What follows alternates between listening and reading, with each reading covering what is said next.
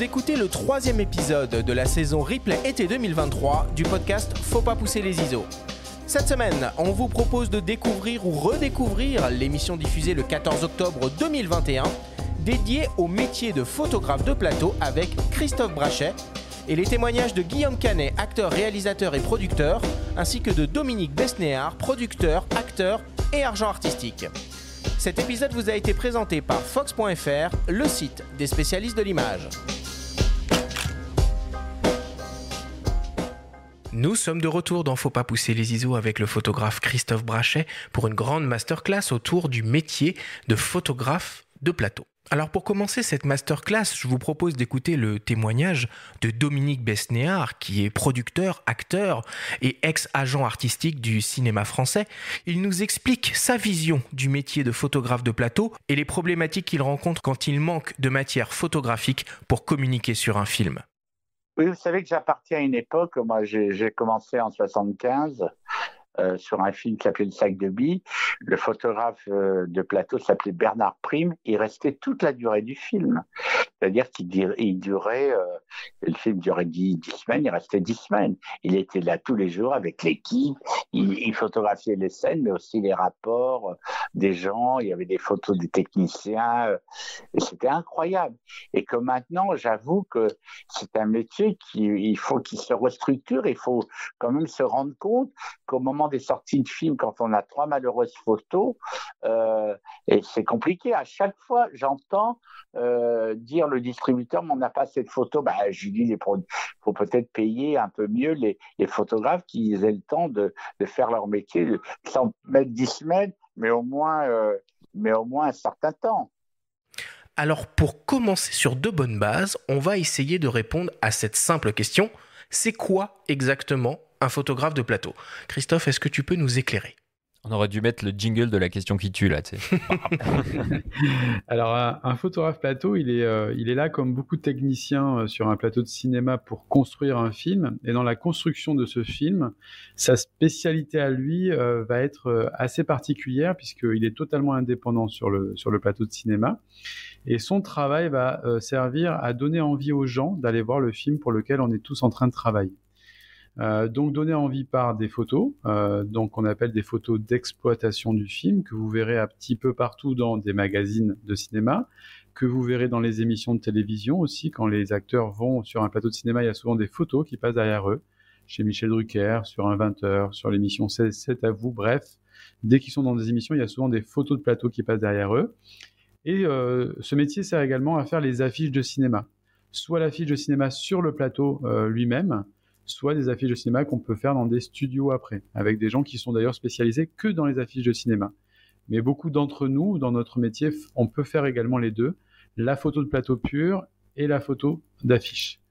En tout cas, voilà, c'est vraiment un métier à part dans le cinéma qui est vraiment là pour vendre le film, pour donner envie aux gens d'aller au cinéma et qui va servir à toute la promotion du film. Donc, c'est les attachés de presse essentiellement qui vont utiliser notre travail pour pouvoir parler du film, vendre à des magazines et montrer un maximum d'images au plus grand nombre. Et bien évidemment, un autre moteur pour aller voir des films, ce sont les réseaux sociaux qui ont pas mal changé de choses ces dernières années et sur lesquels on va aussi pouvoir poster toutes ces photos.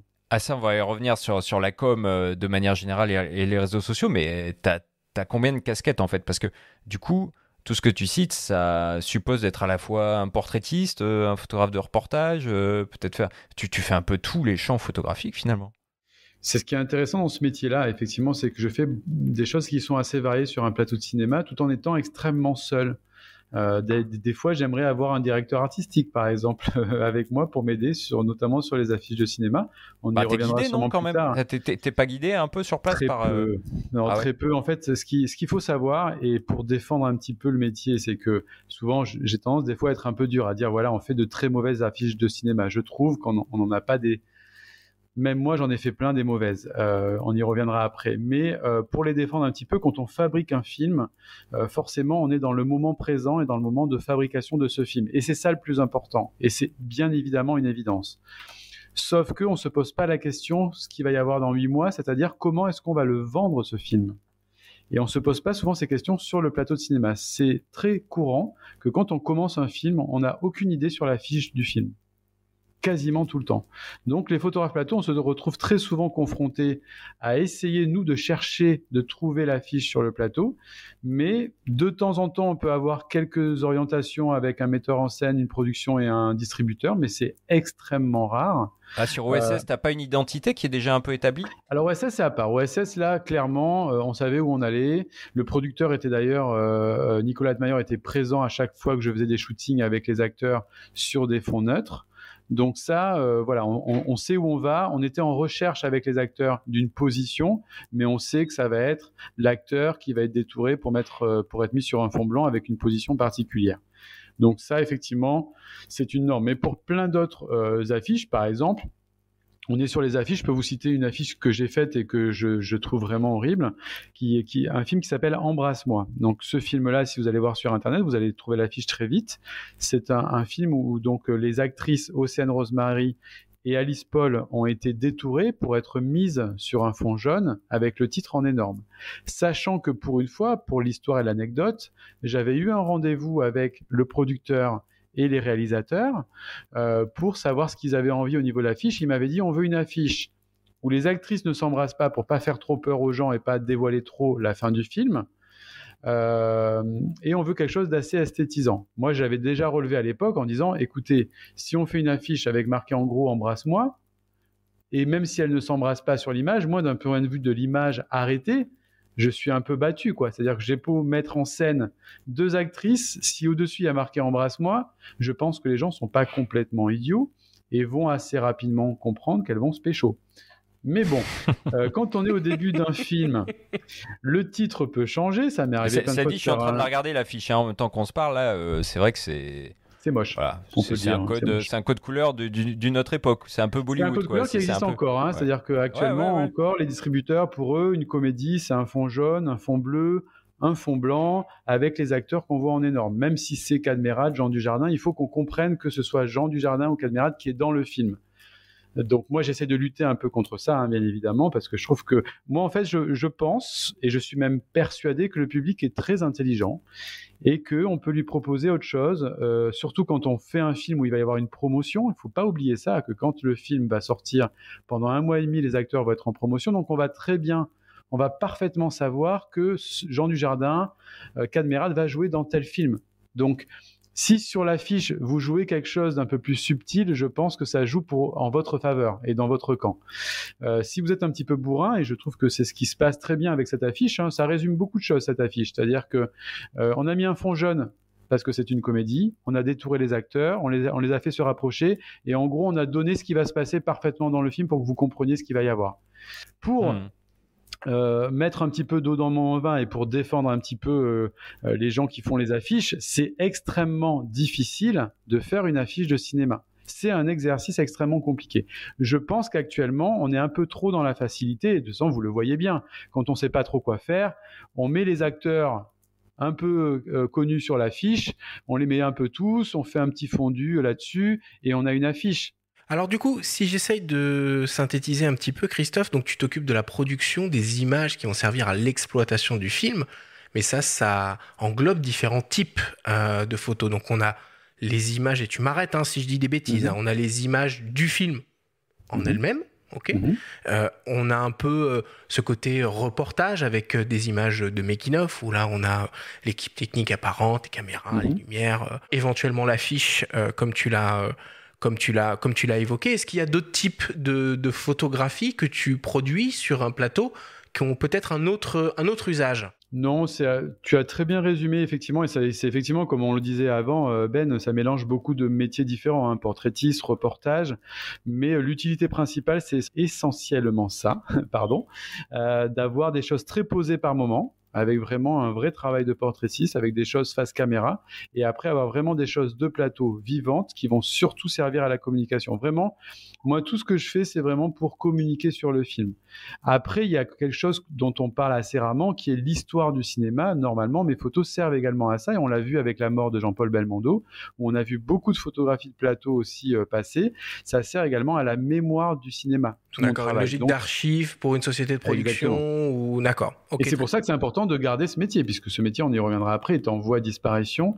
Et à cause des photogrammes, donc les copies écran que l'on peut faire grâce à une caméra, on a une photo. Donc beaucoup de producteurs se disent pourquoi je vais embaucher un photographe plateau.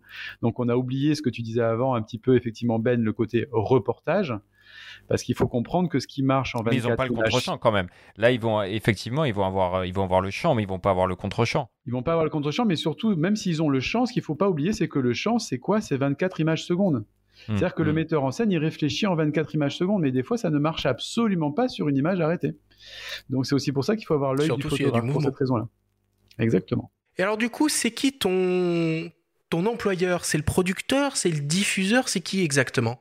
Alors, c'est le producteur, mon employeur, mais effectivement, comme tu l'as très bien dit, ça pourrait être plutôt le diffuseur et plutôt le distributeur du film, puisque c'est lui qui va exploiter finalement mes images. Donc, le producteur va lui donner les images qu'il va pouvoir exploiter, et c'est lui qui m'emploie, mais des fois, j'aimerais avoir beaucoup plus de dialogue avec le distributeur, puisque c'est vraiment lui qui va vendre le film derrière. Donc, et du coup, t'es un intermittent du spectacle ? Oui, alors moi, je suis intermittent du spectacle. On peut facturer, mais c'est quasiment pas ce qui est fait dans le milieu. La plupart des photographes plateaux sont intermittents du spectacle, et c'est aussi d'un point de vue législatif par rapport à des assurances où c'est beaucoup plus intéressant pour un producteur d'avoir que des intermittents du spectacle pour les assurer. Donc je suis intermittent du spectacle comme les autres techniciens, le machinot, l'électro. Je suis un technicien du cinéma comme une maquilleuse, comme un script, comme... Sauf qu'il y a forcément des notions de droit à l'image et de droit d'exploitation qui doivent rentrer un peu dans tes négociations. Exactement, donc j'ai un salaire, donc je suis employé avec un salaire, et à côté de ce salaire, je vais toucher des cessions de droits pour qu'ils puissent exploiter mes photos de plateau en exploitation, et éventuellement pour qu'ils puissent exploiter une photo pour une affiche. Donc j'ai 2 cessions de droits en général, une pour les photos de plateau et une pour l'affiche, parce que ça peut arriver que je ne fasse pas l'affiche. Et tiens, il y a une question que je me posais, parce que quand j'ai fait les recherches sur toi et sur ton parcours, donc tu as fait les photos de OSS 117, et on a cet acteur, Jean Dujardin, qui publie sur son compte Instagram des photos de toi, du tournage, où il te cite, évidemment, et je vois que ces photos font, je sais pas, 30 000, 50 000 likes. Est-ce que le fait qu'un acteur comme Jean Dujardin utilise ces photos un peu à ses fins personnelles, c'est inclus dans les cessions de droits globales de la prod, ou c'est un deal que tu as avec lui, ou c'est une manière de travailler intelligemment ? Je pense que c'est une manière de travailler intelligemment, mais malheureusement, ce n'est absolument pas pris en compte dans les cessions de droits, et c'est la chose sur laquelle on essaye de se battre dans les prochaines années, c'est de leur faire comprendre, quand on négocie nos cessions de droits, que maintenant nos photos sont exploitées de plein de manières différentes. Si demain OSS va sur Netflix, forcément, la cession de droit que j'aurais touchée, elle n'était pas prévue pour que ça aille sur Netflix avec une vraie machine de guerre derrière. Et les réseaux sociaux, c'est encore un sujet extrêmement tabou sur lequel on ne veut pas trop parler et sur lequel on ne met pas trop les yeux. Pour être totalement transparent avec vous, je pense que c'est bien de donner des chiffres. Moi, j'ai aucun... j'ai vraiment pas de honte par rapport à ça. Au contraire, je pense que les gens qui veulent faire ce métier, il faut qu'ils sachent combien ils sont payés, parce que tout le monde pense que c'est très prestigieux. Pas tant que ça. Je sais que des photographes de mariage peuvent gagner beaucoup plus d'argent que moi, par exemple. Donc, pour être totalement transparent, j'ai parlé de salaire tout à l'heure. Je suis intermittent du spectacle. Comme tout intermittent du spectacle, il y a un barème qui existe avec ce que l'on appelle un minimum syndical. Ce minimum syndical pour un photographe plateau est de 280 € par jour. Ok. Ça, c'est mon salaire. Donc ça, c'est la prestation technique. La prestation technique. Ok. S'ajoute à ça ce que l'on appelle une bijoute. Tous les termes techniques sont souvent employés par les techniciens. Donc une bijoute comme un électro, comme un machinot, parce que je viens avec mon matériel. Okay. Donc je demande en moyenne entre 50 et 150 € par jour ajouté à mon salaire. Ce qui n'est pas énorme quand on sait le sac que j'ai, bien évidemment. Et s'ajoute à ça par jour des sessions de droit. En moyenne, une session de droit par jour, c'est entre 100 et 300 € par jour. Donc ça, cette session de droit... Que tu fasses 3 photos ou que tu fasses 1000 photos, c'est la même session. Exactement, et c'est là le problème. Et c'est là où on n'arrive pas à leur faire comprendre aux productions que c'est très très peu. Par exemple, ça ne devrait pas être comme ça en fonction d'un petit film d'auteur et d'un gros film comme OSS. Ouais, ou selon la personne que tu photographies. Tu as cité Jean Dujardin déjà plusieurs fois. Enfin, j'imagine que c'est pas les mêmes visibilités, c'est pas le même usage non plus, quoi. C'est une évidence, mais ce qu'ils n'arrivent pas à comprendre comme une affiche de cinéma, je vais revenir après sur les prix aussi des affiches, pour eux, ils ont un barème qui est quasiment tout le temps le même, que ce soit un petit ou un gros film. Et ça, c'est pas logique. C'est ce que j'essaie de leur faire comprendre. Donc, cette cession de droit pour les photos de plateau, on essaie de la négocier en fonction du nombre de jours, parce que si je suis présent 30 jours sur un film ou 3 jours sur un film, vous imaginez que c'est pas la même somme à la fin. Donc, tout ça est en négociation, mais en tout cas, ça c'est un barème. Et pour revenir sur OSS, ça a été un forfait qui a été dealé, donc j'étais à 280 € par jour. Je n'avais pas de bijoute, il n'a pas voulu me payer de bijoute. Il m'a donné 2000 € de cession de droit pour les photos en exploitation et il m'a donné 4000 € de cession de droit pour les affiches du film, sachant qu'il y a eu 4 affiches. Ça me paraît dingue comme montant là, que tu donnes. Cette cession de droit, et c'est pas fini, c'est là où vous allez tomber de votre chaise, et cette cession de droit, elle a été signée jusqu'à mes ayants droit. Donc pour faire simple, pour que vous compreniez, c'est jusqu'à 70 ans après ma mort. Voilà. Après, donc ça tombe dans le droit commun. Ouais. Exactement. Donc moi j'essaie de me battre actuellement pour leur faire comprendre qu'il n'y a pas de bon sens dans ce qu'on est en train de vivre actuellement. C'est très compliqué de leur faire entendre parce que des fois ils peuvent vous dire écoute, si tu n'es pas content, je prends des photogrammes et je n'ai plus de problème. Donc mon autre cheval de bataille, c'est de dire au chef opérateur, messieurs, vous n'avez pas été payés pour que ce que vous filmez à la caméra serve à faire une affiche ou serve pour promouvoir le film, parce que les chefs opérateurs ne touchent pas de cession de droit. Ils ont abandonné leur cession de droit avec leur salaire. Donc, j'essaie de faire prendre conscience aux chefs opérateurs que, attention, il faut qu'on défende le métier de photographe plateau et grâce à vous, si vous dites, attention, je fais un film, je filme un film, je n'ai pas de cession de droit, vous ne prenez pas mes stills ou mes copies d'écran pour promouvoir votre film. Ou si vous les prenez, je veux bien, mais vous me rajoutez une cession de droit, ce qui paraît logique.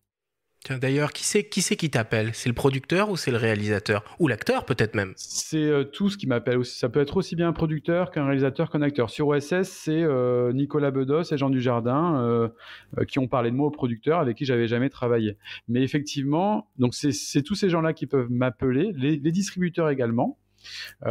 Et ensuite, c'est un vrai cheval de bataille, comme tu disais tout à l'heure. Tous les photographes, et d'ailleurs à chaque fois qu'on se voit, les photographes plateau, on se dit qu'on est fatigué. À chaque fois qu'on commence un film, à chaque fois c'est une négociation. Donc je sais qu'on est dans un moment qui est particulier, un moment où les choses sont en train de changer, où notre métier est en train de disparaître, mais c'est maintenant qu'il faut qu'on se batte et c'est maintenant qu'il faut qu'on fasse comprendre à tous ces gens-là que oui, c'est important et que non, ce n'est pas beaucoup d'argent de demander, parce que moi, sur OSS, pour revenir sur OSS, et je le dis sans aucune animosité, j'ai été dans le bureau du producteur et quand je lui ai dit que 4000 € pour une affiche de cinéma comme un film pour OSS, ce n'était pas assez, surtout pour céder mes droits jusqu'à 70 ans après ma mort, il ne comprenait pas. Il me dit, mais oui, mais j'ai toujours fait ça. Oui, mais c'est pas parce que tu as toujours fait ça. Il y a plein d'exemples dans l'histoire du monde où les gens ont toujours fait ça et c'était pas très très très très bien. Donc c'est pas parce que tu as toujours fait ça que c'est bien. Et si on réfléchit et qu'on prend un tout petit peu de recul, moi j'aimerais qu'il y ait un barème qui a existé il y a quelques années en fonction de l'exploitation du film, en fonction du nombre de copies du film. On devrait avoir un barème où pour un film d'auteur c'est 3000 €, pour un film comme OSS c'est 10 000 € parce qu'il y a 900 copies alors que l'autre il a que 100 copies. Et tout ça, ça sera les générations futures qui vont devoir se battre avec ça, parce que je ne vous parle pas aussi de gens qui abusent de jeunes photographes en disant tu as la chance de faire ce film, donc je te paye extrêmement mal. Donc ça, en fait, ça c'est une mécanique qu'on retrouve aussi ailleurs, dans d'autres domaines de la photographie, pas uniquement que sur la photographie de plateau. Moi, je pense qu'il faut qu'on se batte contre une précarité. Si on veut que les jeunes et nos enfants puissent arriver à travailler, c'est maintenant qu'il faut se battre. Et je le dis vraiment en toute transparence en disant, voilà, je veux pas me fâcher, je veux juste qu'on prenne conscience que non, ce n'est pas beaucoup d'argent et que c'est difficile de vivre quand, par exemple, sur OSS, je crois il y a eu 55 jours de tournage ou 60, j'ai travaillé que 8 jours. Donc 8 jours fois 280 €, c'est même pas le SMIC sur un mois et demi en fait. Donc, parce que c'était sur un mois et demi, on a tourné sur 5 semaines à Paris et je ne suis pas allé au Kenya sur OSS. Il n'y a pas eu de photographe plateau sur le Kenya. Donc, les quelques photos que vous avez vues de OSS, notamment une photo qui a beaucoup tourné de Jean Dujardin et Pierre Ninet avec un flingue, c'est un photogramme. Alors, une fois que tu as réglé toutes ces dispositions légales, que tu as négocié, que tout le monde est à peu près raccord, comment ça se passe vraiment sur le plateau? Déjà, avec qui tu travailles? Est-ce que c'est plus avec le réalisateur ou avec le chef opérateur du film? Alors, sur le plateau, c'est assez étrange, c'est un métier qui est très seul, hein. Je parle avec très peu de monde. Le réalisateur, il est extrêmement occupé sur un plateau à diriger son plateau, donc il me fait entièrement confiance. De temps en temps, il peut me dire 2 ou 3 choses, mais il me fait entièrement confiance. Et c'est plus avec les acteurs où j'aime bien, notamment avec certains acteurs, leur montrer les photos au fur et à mesure. Avoir leur confiance, c'est le plus important sur un plateau de cinéma. Donc ça va être beaucoup de dialogue avec les acteurs pour savoir s'ils ont aimé ou pas ce que j'ai fait. Et après, bien évidemment, avec le chef opérateur pour discuter de sa lumière, de la lutte qu'il va mettre après sur l'image pour que je respecte sa vision du film. Mais des fois, je m'octroie une liberté pour proposer aussi autre chose. C'est-à-dire que tu peux avoir une chromie différente de celle du film dans tes photos? Des fois, oui. Et là, il se pose la question, par exemple, pour un film que j'ai fait cet été qui s'appelle Astérix et Obélix, qui sortira l'année prochaine, un film qui a été réalisé par Guillaume Canet. Aussi, là. Voilà, une petite production où l'ambition du film, et c'est un film qui est très ambitieux, avec un scénario qui est très bien écrit, moi je trouve, de Guillaume Canet, où la chromie du film, c'est une chromie qui est assez froide, c'est une chromie qui est un peu dark, un peu dure, voilà, des années un peu 2000. Bref, donc moi je me suis dit, pour vendre une comédie, ça va être compliqué, et donc j'ai fait une proposition d'une chromie qui est beaucoup plus chaleureuse. Donc, on va voir s'ils vont les garder ou pas. Moi, en plus, je leur dis souvent, moi, je suis là pour donner aussi envie aux gens et on peut travailler sur des chromies différentes, même si les gens vont voir le film derrière. Je pense pas qu'on va avoir quelqu'un qui va dire, j'ai vu les photos, le film ne correspondait pas du tout aux photos. Non, le plus important, c'est quand même le film. D'accord? On va remettre les choses dans son contexte. Et c'était pour vous montrer aussi d'autres façons de voir le film d'une manière un peu différente. C'est une comédie. Et sur une image arrêtée, encore une fois, c'est une façon de raisonner qui est différente d'une façon de raisonner en mise en scène à 24 images secondes. Donc c'est pour ça qu'on pourrait avoir cette liberté-là. J'imagine qu'il y a beaucoup d'attentes finalement dans ton travail, puisque voilà, sur un tournage, il faut installer, il faut préparer, il faut mettre en place. Alors, j'imagine qu'entre les prises, tu dois faire un peu des photos de reportage, de making-of, mais quand tu dois travailler sur les images du film en tant que tel, déjà, tu le fais quand et comment tu fais? Tu te glisses, tu essaies de trouver une petite place sous la caméra? Comment ça se passe? Ouais, moi je suis un chat et ouais, c'est ça. Moi je suis vraiment un chat sur un plateau et je pense que j'ai très vite travaillé aussi dans ce milieu parce qu'on m'a souvent dit voilà, on ne te sent pas, et je pense que mon expérience de photographe sous-marin et de plongée sous-marine pour photographier un requin, il faut être extrêmement respectueux de la faune et de la flore dans laquelle vous évoluez, et je travaille vraiment de la même manière que quand je travaillais sous l'eau, avec cette même discrétion. Et c'est ça qui m'a fait aussi, je pense, travailler assez vite. C'est cette discrétion tout en étant capable de sortir des photos où ils se disent « Ah, dis donc, elle est super cette photo, j'avais pas vu que tu étais là. » Donc, je m'octroie une liberté de me mettre un petit peu partout, d'avoir du matériel qui joue pour moi ces dernières années, puisque avant je travaillais avec ce que l'on appelle un blimp, c'est-à-dire un énorme caisson qui insonorisait les boîtiers réflexes. Tu veux dire au moment où il y avait le bruit des déclencheurs qui faisait clac, clac, clac, clac, clac, clac. Exactement. Et du coup, quand l'hybride est arrivé, notamment un des premiers hybrides que j'ai adoré chez Sony, qui était le RX1, qui était un plein format, qui était complètement atypique, que moi j'ai adoré, qui a été, je sais, très critiqué, mais qui pour moi je trouvais était un boîtier extrêmement révolutionnaire. Un 35, c'est une optique que j'adore, et je trouvais qu'il y avait une qualité photo sur ce boîtier qui était assez remarquable. Et donc à partir du moment où j'ai eu ce genre de boîtier totalement silencieux, j'ai pu vraiment aller chercher des photos complètement différentes. Et d'ailleurs j'ai toujours fait le parallèle avec mon métier, avec plein d'autres métiers où je me suis dit que ce soit du photojournalisme, que ce soit un photographe de mariage, pourquoi ils n'ont pas l'obligation d'être totalement silencieux comme moi en fait. Enfin, moi, je me suis toujours fait la réflexion dans une église, je me dis, mais comment est-ce qu'on autorise encore des photographes à faire autant de bruit? Selon le type d'éclairage, tu n'as jamais de déconvenu avec ça? Parce que selon la vitesse d'obturation, pour parler un tout petit peu de technique, c'est super les silent shutters, enfin les obturateurs électroniques, pour parler bien français. Mais on peut avoir des problèmes de stries, de bandes sur l'image ou des choses comme ça. Il faut faire gaffe. Exactement. Alors, j'ai eu beaucoup de problèmes au tout début de l'hybride, et je pense que Sony, qui ont été les premiers à croire en cette technologie, je pense, ont été confrontés à ce problème très vite. Donc j'étais des fois obligé de travailler avec des shutters en fonction de la lumière. Donc si c'était du 60 Hz à 1 60e ou du 100 Hz à 1 centième, effectivement. Donc ça me limitait quand j'ai eu la première génération des Alpha 7, par exemple, chez Sony, avec le Mark 1. J'ai commencé à travailler avec le 7S Mark 1, qui était le premier boîtier hybride à proposer un mode totalement silencieux, mais qui avait du rolling shutter et du banding. clairement. À partir de la génération rolling shutter, juste pour expliquer, c'est des espèces de déformations à l'image en fait quand on balaye un petit peu, c'est une déformation du sujet qu'on peut observer à l'œil nu. Donc quand il y avait un peu de mouvement, j'étais un peu battu, donc j'étais obligé de me remettre en mécanique. Pour moi, le boîtier qui a été révolutionnaire dans toutes marques confondues, ça a été l'Alpha 9, qui a été le premier boîtier sur le marché à ne pas avoir quasiment aucun rolling shutter. Il avait juste un peu de banding sur certains éclairages. Et là, la vraie révolution qui est arrivée en début d'année, pour moi, c'est encore une fois Sony, mais je pense qu'ils ont cette avancée technologique sur leur concurrence avec l'Alpha One, qui est le seul boîtier actuellement à ne pas avoir de rolling shutter et à ne pas avoir de banding. Et ça a tout changé. Il a d'autres inconvénients. Pour moi, je suis un peu déçu sur ce boîtier dans sa montée en sensibilité, par exemple. Je n'ai pas la même la montée en ISO que mon Alpha 9, que je trouve absolument fabuleux. Ah, il y a 2 fois plus de pixels aussi. Hein. Mais voilà, actuellement, on est dans cette course aux pixels des constructeurs. C'est un peu moi qui est la plus grosse par moment. Donc, j'ai envie de dire, calmez-vous les gars. Ça sert à rien cette montée en millions de pixels parce que ça me limite en montée en sensibilité. Et on est, nous, dans le cinéma, de plus en plus dans un cinéma qui est de moins en moins éclairé. Donc, j'ai besoin de monter de plus en plus en sensibilité. Donc, il y a eu des énormes prouesses technologiques. Je rêverais d'un Alpha 9 Mark III sans banding. Et donc, j'espère que ça arrivera en tout cas en gardant entre 24 et 30 millions de mégapixels. Ça serait pour moi parfait, en tout cas, pour la montée en sensibilité. Et puisqu'on parle un peu matos, c'est quoi un peu tes optiques de prédilection quand tu es sur une journée type de tournage? Tu as quoi dans ton sac? Alors mon sac photo, il est très simple. Alors actuellement, c'est l'Alpha One et c'est que des focales fixes. Je n'ai aucun téléobjectif. De toute façon, je m'en suis fait voler. Malheureusement, l'année dernière, on m'a volé le peu de téléobjectifs que j'avais dans le train.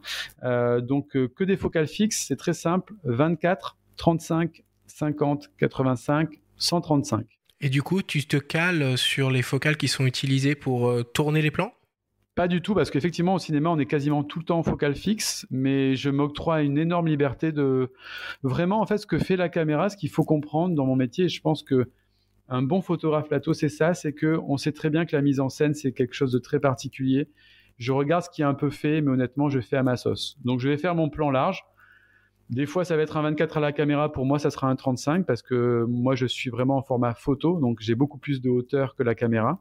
Et tu te mets pas en ratio 16/9. Tu gardes ton ratio 3,5. Ouais, je garde mon ratio. Et c'est aussi pour ça que je veux défendre la photo de plateau, c'est que je veux défendre mon ratio parce que des fois, dans les décors, là, par exemple, si je prends le film que je fais actuellement, j'étais dans des décors qui étaient somptueux, j'étais dans une mosquée. Donc, je voulais avoir de la hauteur pour avoir cette mosquée qui était magnifique, par exemple, que eux n'avaient pas. Et c'est là où, encore une fois, on peut défendre le métier de photographe plateau, c'est qu'on a vraiment une autre vision en fait sur une image arrêtée. Et c'est en ça où c'est intéressant. Donc, idem sur les problématiques de profondeur de champ, c'est-à-dire que quand tu as des plans caméra serrés qui sous-entendent justement une petite profondeur de champ, toi, tu te permets tout en fait. Moi, je me permets tout. Et alors moi, vraiment, si on regarde vraiment mon travail, de toute façon, je suis très souvent en longue focale. Ma focale de prédilection, c'est le 85 et le 135. Que j'avais déjà avant en argentique et en... Le 135, il est extraordinaire. Enfin, franchement, le 135 1.8, il faut reconnaître. Pour moi, le 135 1.8, c'est la meilleure optique actuellement chez Sony. Je viens de tester le 50 G Master qui, je pense, est au niveau du 135. Il manque pour moi un 85, exactement le 1.2. Pour moi, chez Sony, et ça, je l'ai toujours dit, c'est pour ça que je ne travaille pas avec un Sony avec le 85 mm. Mon 85 mm, c'est un Zeiss de chez Batis Zeiss 1.8. Et pour moi, le 85 1.4 de chez Sony est vraiment pas bon. Enfin, c'est une bonne optique avec un bon piqué, mais qui n'est pas à la hauteur des autofocus de chez Sony, c'est-à-dire qui rame avec un moteur qui fait du bruit. Est-ce que tu pourrais nous faire un peu la journée type que tu as sur un tournage ? Ma journée type, c'est alors j'arrive au PAT, ce qu'on appelle le prêt à tourner sur un plateau. J'ai pas de préparation moi, donc j'arrive vraiment un petit peu au dernier moment. Et ma journée type, c'est vraiment, je dis juste bonjour très rapidement aux gens et après je me fais complètement oublier. C'est-à-dire qu'après j'essaye de ne quasiment pas parler, juste un petit peu aux acteurs pour si je leur montre une ou deux photos. Et après c'est de trouver un endroit où je ne dérange personne, où je vais pouvoir me mettre pour pouvoir photographier et changer mes optiques assez facilement. Donc vraiment, moi, une journée type, c'est du reportage pour moi. J'assimile beaucoup ce métier au reportage parce que vraiment, c'est me faire oublier. m'imprégner de tout ce qui va se passer, même si je sais ce qui va se passer parce que j'ai lu le scénario avant et je sais la séquence que l'on va tourner aujourd'hui, mais c'est m'imprégner de ce qui va être tourné et vraiment m'interroger à chaque moment où est-ce que je peux me mettre, vu que je suis en focale fixe, je bouge tout le temps. Et c'est pour ça que j'aime les focales fixes, c'est cette façon de travailler que j'aime chez la focale fixe. Donc pour moi, ça va être ça. C'est m'immerger sur le plateau, être le plus discret possible, vraiment, et ensuite être totalement fondu dans le plateau et qu'on m'oublie complètement.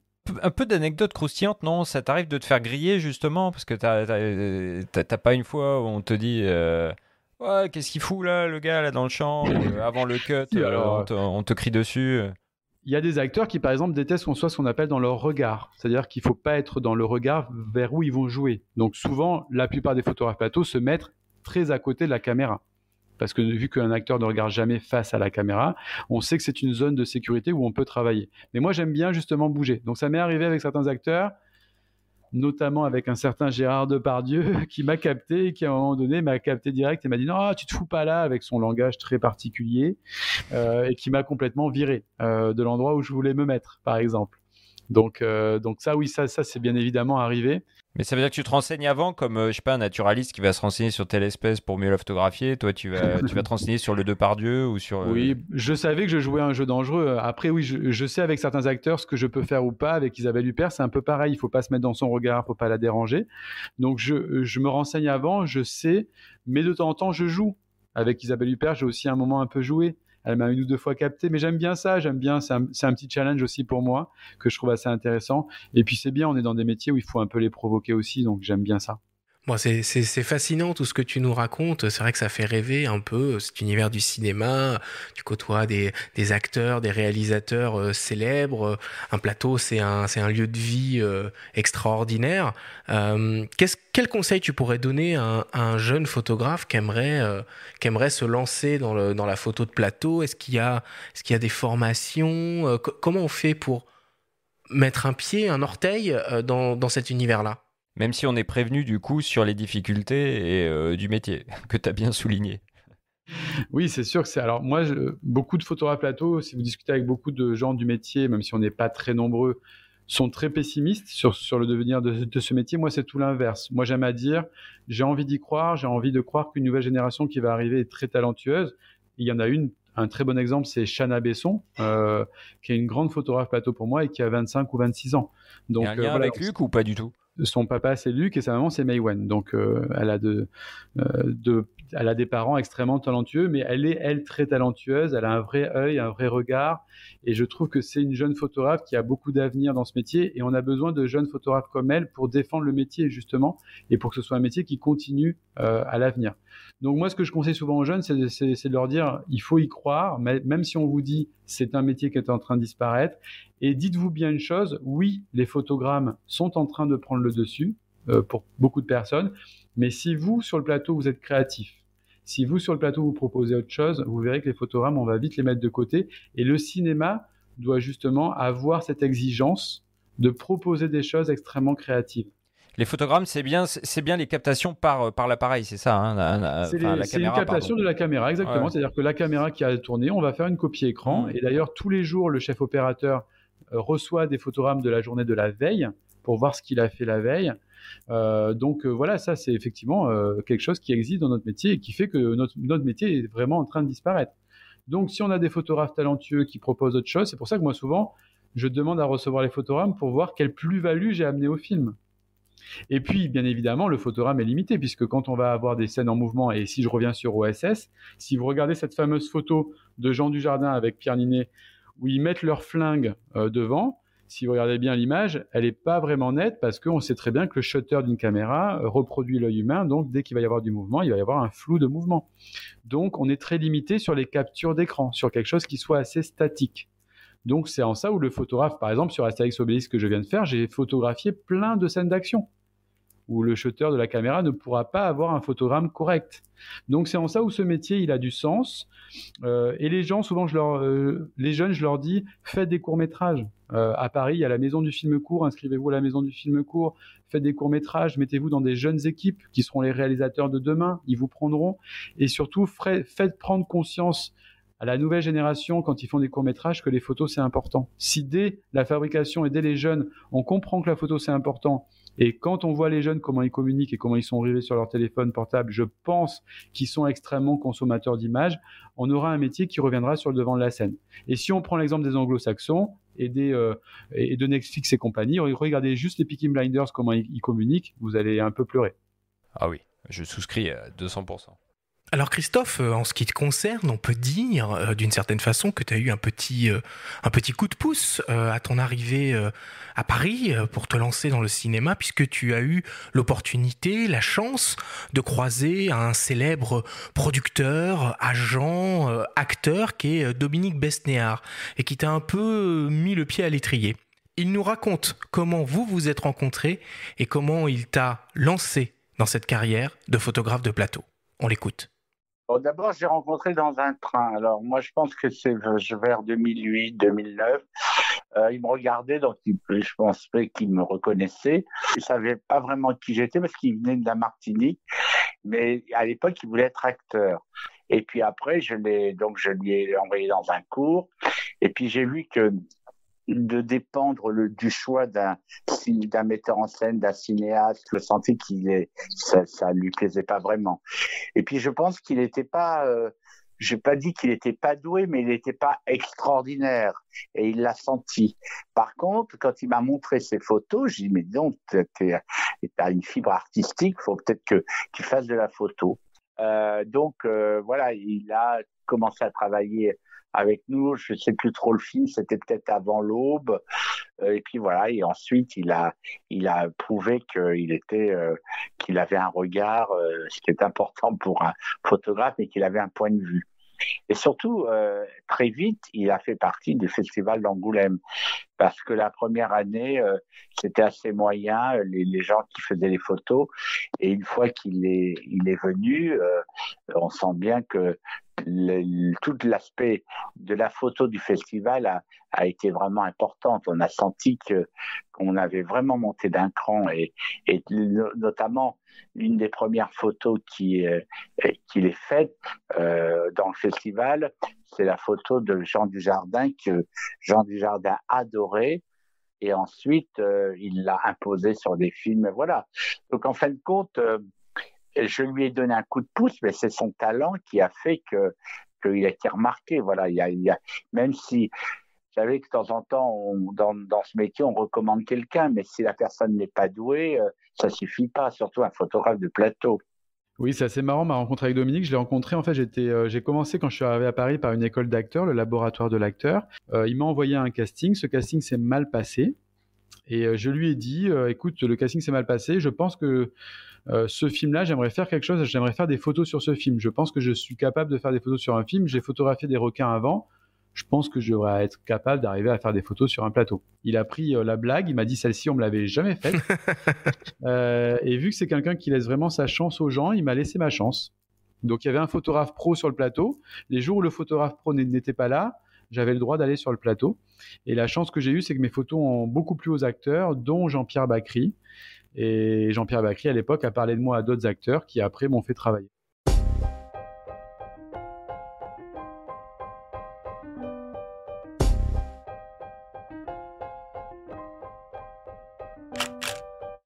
Merci à tous de nous avoir écoutés et rendez-vous la semaine prochaine pour un nouvel épisode de la saison replay été 2023 du podcast Faut pas pousser les ISO.